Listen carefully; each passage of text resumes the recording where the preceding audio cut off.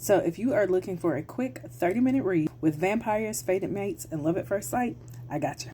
So here in The Forbidden Vampire, we have Baden and Mary. And Baden has been around for centuries. Baden hates the city, but he's like, you know what, whatever.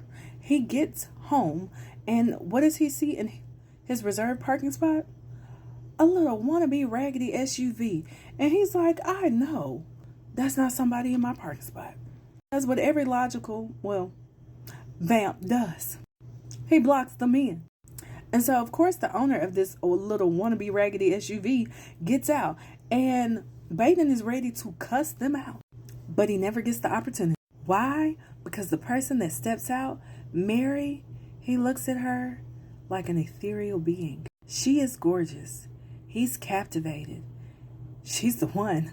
Now, Baden is doing everything he can to resist Mary because there's somebody who keeps coming back to his mind, and her name is Claudia, and she was just like Mary, a human. So he runs her up out of there. He's like, you need to leave. And that's exactly what Mary does. She hightails it up out of there. What happens next? We find Mary back at her apartment. She's a graduate student and she's working on her thesis. And she is tired. It's after midnight. She needs a little pick-me-up. So what happens? She decides she's going to go to the 24-hour coffee shop. So she goes to the elevator. And who does she find? Baden. And she gets on the elevator. And he looks at her and he says, how'd you get on my private elevator? She's caught. Because the only way you can get on his elevator is with a key. And now he wants to know, who gave you the key? How'd you get here?